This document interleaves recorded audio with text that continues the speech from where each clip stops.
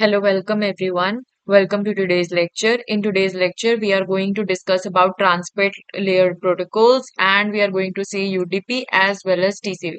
So let's start with transport layer protocols. पहले तो हम डिस्कस करते हैं कि ये होते क्या है, ठीक है? तो बिल्कुल ही सिंपल भाषा में मैं आपको समझाऊंगी. So what are transport layer protocols and where it is being used. ठीक है, तो जो ट्रांसपोर्ट लेयर होती है that is the fourth layer of the OSI model. ठीक है, तो हमारे पास ओएसआई मॉडल हो तो उसकी फोर्थ लेयर होती है हमारी ट्रांसपोर्ट लेयर. ठीक है,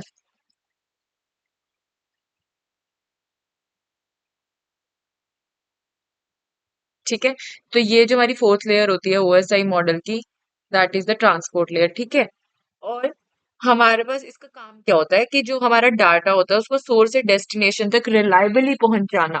that is the main function of the transport layer protocol. ठीक है, इसमें एरर चेकिंग होता है, फ्लो चेकिंग भी होता है. ठीक है, और सेगमेंटेशन भी करेगा ये. ठीक है, तो प्रोसेस टू प्रोसेस डिलीवरी होगी, एंड टू एंड कनेक्शन होगा डिवाइसेस के बीच में. ठीक है, मल्टीप्लेक्सिंग डी मल्टीप्लेक्सिंग भी होती है, वो हम फर्दर डिस्कस करेंगे.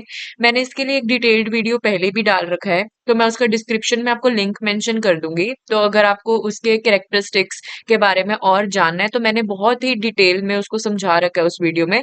तो मैं आपको सजेस्ट करूंगी कि ट्रांसपोर्ट लेयर प्रोटोकॉल्स की डिटेल के लिए आप वो वीडियो जरूर देखें. यहाँ पर मैं इतना डिटेल में नहीं जाऊंगी.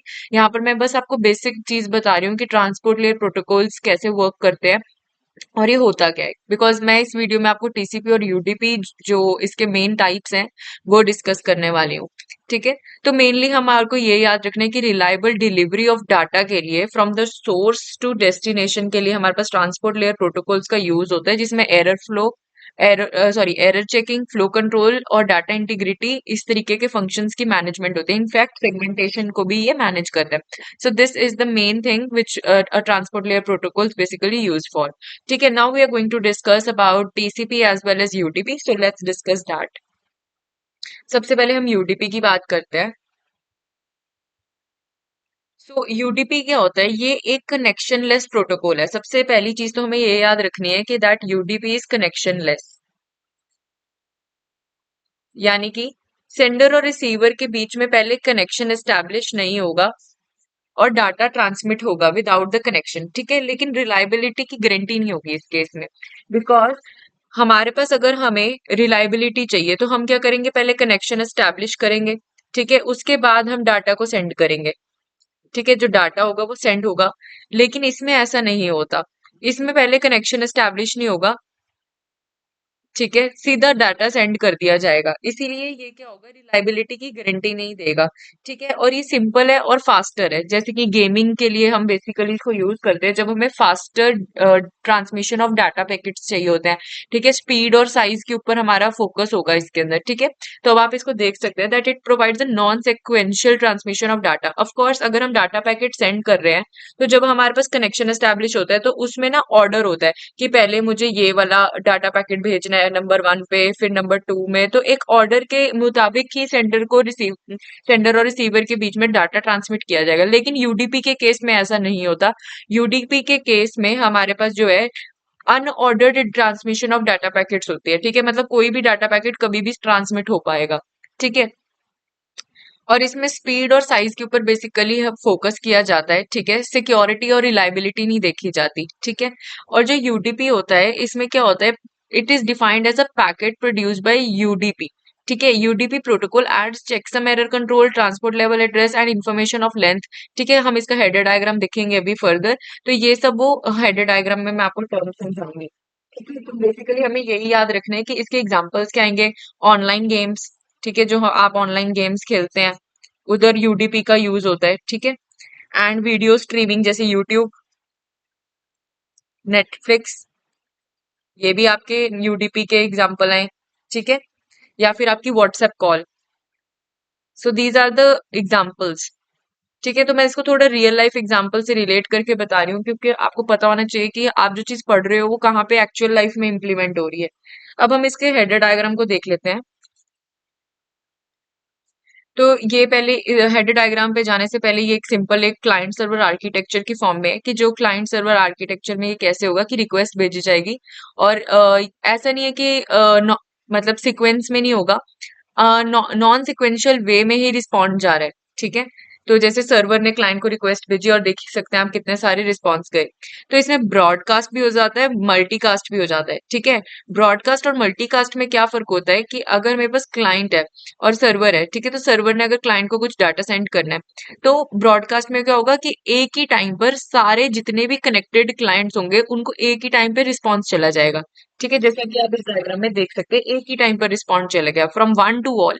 ठीक है, अगर मल्टीकास्ट में क्या होगा कि कुछ डिवाइसेस छोड़ दिए लेकिन एक से ज्यादा डिवाइसेस को रिस्पॉन्ड कर दिया।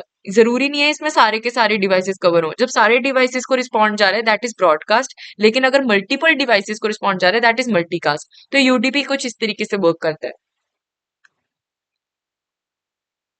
Now we are going to see the header diagram. ठीक है, अब जो टीसीपी हेडर होता है वो 20 to 60 बाइट्स का होता है, लेकिन जो यूडीपी हेडर होता है इसकी एक फिक्स्ड रेंज होती है और वो क्या होती है, बेसिकली 8 बाइट्स की होती है। ठीक है, और जो हमारा हेडर इंफॉर्मेशन होती है वो फर्स्ट 8 बाइट्स के अंदर होती है। ठीक है, तो ये जो हमारे फर्स्ट 8 बाइट्स आप देख सकते हो, ये हमारा यूटीपी हेडर है, इसमें हमारी इंफॉर्मेशन होती है। इसमें हमारे पास क्या होता है, सोर्स पोर्ट होता है, डेस्टिनेशन पोर्ट होता है, लेंथ होता है, चेकसम होता है। ठीक है, जो source port, destination port, length, checksum है, इन सबकी बिट्स फिक्स्ड हैं, दैट इज 16 बिट्स, सारे 16 बिट्स के होते हैं। ठीक है, और इसमें हमारे पास जो सोर्स पोर्ट और डेस्टिनेशन पोर्ट होता है उसका क्या होता है, उसमें क्या होता है, इसमें सेंडर और रिसीवर के पोर्ट नंबर्स होते हैं। ठीक है, ये हमारे पास पोर्ट नंबर्स होंगे सेंडर और रिसीवर के, बेसिकली इसके अंदर। ठीक है, उसके बाद आती है हमारे पास लेंथ, जिसमें हमारे पास टोटल लेंथ होती है हमारी यूडीपी पैकेट की। ठीक है, जो हमारा यूडीपी पैकेट होता है उसकी टोटल लेंथ, यूडीपी पैकेट की टोटल लेंथ जो होती है वो यहाँ पर बेसिकली रिजर्व्ड होती है। और चेकसम क्या होता है, बेसिकली हमारे पास एरर करेक्शन में हेल्प करता है, इट इज अ मेथड। ठीक है, यहाँ पे 1s कॉम्प्लीमेंट लिया जाता है और ये एरर करेक्शन के लिए बेसिकली यूज किया जाता है।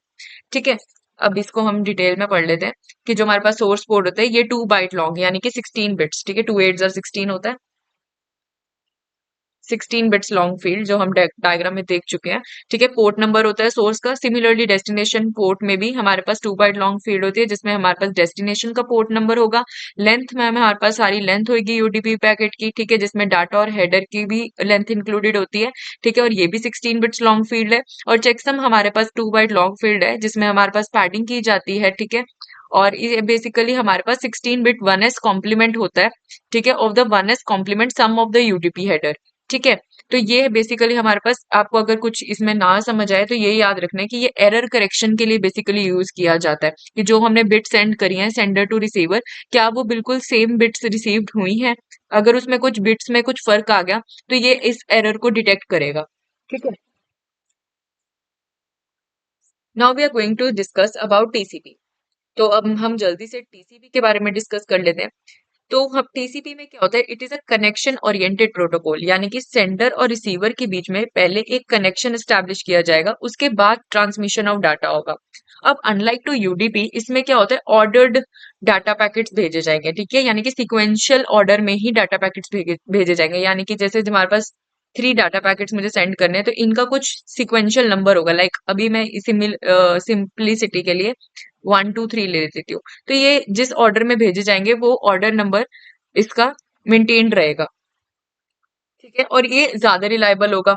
रिलायबिलिटी का सिंपल मीनिंग यही है कि हमारे पास डाटा लॉस होगा तो हमें पता लग जाएगा, और डाटा लॉस कम होगा इसमें। ठीक है, तो अगर डाटा लॉस बेसिकली हो भी गया तो टीसीपी इज मोर रिलायबल, यानी कि वो दोबारा से उसे पता लग जाएगा कि डाटा लॉस हो गया तो वो दोबारा से ही वो डाटा ट्रांसमिट कर देगा उस डाटा पैकेट को जो लॉस हुआ है। इसके बाद हर डाटा पैकेट का एक्नॉलेजमेंट मिलेगा इसके अंदर। ठीक है, तो एक्नॉलेजमेंट है, बेसिकली इसके अंदर एक्नॉलेजमेंट मिलती है कि यानी कि एक्नॉलेजमेंट का मतलब क्या हो गया कि अगर रिसीवर ने कोई पर्टिकुलर डाटा पैकेट रिसीव किया है तो वो उसकी एक्नॉलेजमेंट भेजेगा सेंडर को कि हाँ भाई मैंने ये डाटा पैकेट रिसीव कर लिया है। अब इसके एग्जांपल्स क्या है रियल लाइफ, जैसे कि वेब ब्राउजिंग, एचटीटीपी और एचटीटीपीएस जो हम यूज करते हैं वेब ब्राउजिंग में, तो वहां पर हमारे पास बेसिकली टीसीपी का यूज किया जाता है। अनदर एग्जांपल होगा हमारे पास एसएमटीपी जो कि ईमेल्स में यूज किया जाता है protocol. And the last is FTP, यानी कि फाइल ट्रांसमिशन में भी हमारे पास टीसीपी का बेसिकली यूज किया जाता है। ठीक है, तो ये कुछ रियल लाइफ एग्जांपल्स हैं जहां पे हमारे टीसीपी यूज किया जाता है। ओके, अब हम देखेंगे इसका client server architecture and then we are going to see the header diagram. तो ये इसका क्लाइंट सर्वर आर्किटेक्चर है। ठीक है, तो इसमें क्या होता है, यूनिकास्ट होता है। जैसे कि हमने देखा था कि यूडीपी में मल्टीकास्ट भी होता है, ब्रॉडकास्ट होता है। इसमें क्या होगा, यूनिकास्ट मींस 1 to 1 डिलीवरी होगी। ठीक है, पहले इसमें सिंक्रोनाइजेशन है, एक्नॉलेजमेंट है और सिक्वेंशियल होगा सारा डाटा पैकेट ट्रांसमिशन, जो कि मैंने पहले बताया। तो इस डायग्राम के थ्रू आप देख सकते हैं। और यूनिकास्ट का सिंपल मीनिंग क्या है कि 1 to 1 होगा, यानी कि एक ही क्लाइंट है, एक ही सर्वर है, पहले ये आपस में बातचीत करेंगे। ठीक है, एक टाइम पर एक ही क्लाइंट और एक ही सर्वर एक दूसरे से कनेक्टेड रहेंगे। अब हम इसका हेडर डायग्राम देख लेते हैं। तो इसका जो हेडर डायग्राम होता है 20 to 60 बाइट्स की रेंज में होता है। ठीक है, ऑप्शंस जो होती हैं बेसिकली 40 बाइट्स की होती हैं इसमें, और जो हेडर होता है इसमें 20 बाइट्स बाय डिफॉल्ट होगा। ठीक है, और ये 60 बाइट्स तक रेंज भी कर सकता है। ठीक है, तो 20 to 60 bytes variable length of the header, we can see that. ठीक है, अब इसका डायग्राम कैसे होगा, सोर्स पोर्ट और डेस्टिनेशन पोर्ट में क्या होते हैं, 16 बिट्स लॉन्ग फील्ड होती हैं, जिसमें हमारे पास सोर्स का पोर्ट नंबर और डेस्टिनेशन का पोर्ट नंबर होता है, यानी कि सेंडर और रिसीवर का पोर्ट नंबर होता है।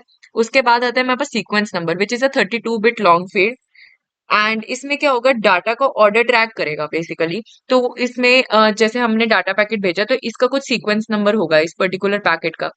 ठीक है, एक पर्टिकुलर पैकेट का एक सीक्वेंस नंबर होगा जो बेसिकली ट्रैकिंग के लिए यूज किया जाता है। Then we are having the acknowledgement number. जो एक्नॉलेजमेंट नंबर होता है it is also a 32 bit long field. इसमें क्या होगा कि नेक्स्ट डाटा पैकेट का नंबर बताएगा। ठीक है, कि हमारे पास कौन सा नेक्स्ट डाटा पैकेट रिसीव होने वाला है। ठीक है, तो उसका नंबर बेसिकली सेंडर पहले ही सेंड कर देगा। ठीक है, उसके बाद हमारे पास कुछ एक्स्ट्रा पोर्ट्स होती हैं, लाइक हेडर लेंथ 4 बिट्स की होती है, रिजर्व्ड 6 बिट्स होती हैं, और हमारे पास कुछ फ्लैग्स होते हैं जैसे urgency flag, acknowledgement, push, reset, synchronization as well as finish. ठीक है, उसके बाद हमारे पास विंडो साइज होता है, चेकसम होता है, अर्जेंट पॉइंटर होता है, ऑप्शंस एंड टैलिंग होती है। ठीक है, तो जो चेकसम होता है बेसिकली हम वैसे ही एरर फ्लो, ठीक है, एरर करेक्शन में हेल्प करेगा, जैसे कि हमने पीछे डिस्कस किया था। Window size, window size is also 16 bit long field. ठीक है, इसमें जो सेंडर है, रिसीवर मतलब अपनी कैपेसिटी एक दूसरे को शेयर कर देते हैं पहले, कि कितने डाटा पैकेट्स वो रिसीव कर सकते हैं, कितना उनकी मैक्सिमम कैपेसिटी है। तो एक विंडो साइज वो पहले ही शेयर कर देते हैं एक दूसरे के साथ। Then we are having urgent pointer. Urgency मतलब अगर कुछ हमारे पास कुछ अर्जेंट डाटा सेंड करना है, तो अर्जेंसी फ्लैग की जो वैल्यू है, या तो ये 0 होगी या 1। अगर ये 1 पे सेट है मींस कुछ अर्जेंट डाटा पैकेट रिसीव होने वाला है, तो उसकी प्रेफरेंस सबसे पहले रखी जाएगी। तो ये था हमारा टीसीपी। तो अब ये जो भी मैंने आपको बताया है ये आप डिटेल में पढ़ सकते हैं। ठीक है, सोर्स पोर्ट, डेस्टिनेशन पोर्ट, की सोर्स पोर्ट नंबर होगा, डेस्टिनेशन पोर्ट नंबर होगा, सीक्वेंस नंबर, जैसे कि हमने देखा कि हर एक डाटा पैकेट का अपना सीक्वेंस नंबर होगा। Acknowledgement number means next data packet का एक पर्टिकुलर नंबर। ठीक है, हेडर लेंथ, ठीक है, ये भी एक 4 बिट लॉन्ग फील्ड होती है, ये इंडिकेट करती है how long the header is. ठीक है, for example, if the header is 20 bytes, the minimum length of the TCP header, this field will store 5, because 5 into 4 is 20. And if the header is 60 bytes, it will store 15, because 15 into 4 is 60. ठीक है, तो ये मैंने example के साथ यहाँ पे explain कर दिया है पूरा। Then we are having control flags, जिसमें हमारे पास अर्जेंट होगा, एक्नॉलेजमेंट, पुश, रीसेट, सिंक्रोनाइजेशन। इनकी वैल्यू ना बिट्स में होगी, 0 या 1। ठीक है, अगर 1 है मींस वो फ्लैग रेज्ड अप है, पर्टिकुलर फ्लैग वो वाला रेज्ड अप है। ठीक है, अर्जेंट की वैल्यू जैसे 1 है, तो यानी कि कोई अर्जेंट डाटा आ रहा है तो उसकी प्रायोरिटी सबसे पहले होगी। एक्नॉलेजमेंट नंबर अगर 1 है, यानी कि वो पर्टिकुलर एक्नॉलेजमेंट देगा। पुश, रीसेट भी होते हैं हमारे पास। ठीक है, तो ये फ्लैग्स होते हैं कुछ हमारे पास। Then we are having checksum जो एरर कंट्रोल में हेल्प करता है, एंड अर्जेंट पॉइंटर। ठीक है, कि अर्जेंट पॉइंटर जो भी हमारे पास अर्जेंट, हमारे पास पर्टिकुलर फ्लैग की अगर वैल्यू 1 है, देन ये अर्जेंट पॉइंटर वहां पर बेसिकली यूज किया जाता है। So this was all about TCP. इसके characteristics as well as functions मैंने इसकी और डिटेल और भी वीडियोस में डिस्कस कर रखी हैं, उसका मैं लिंक आपको डिस्क्रिप्शन बॉक्स में दे दूंगी। So thank you for this video, see you in the next lecture, bye.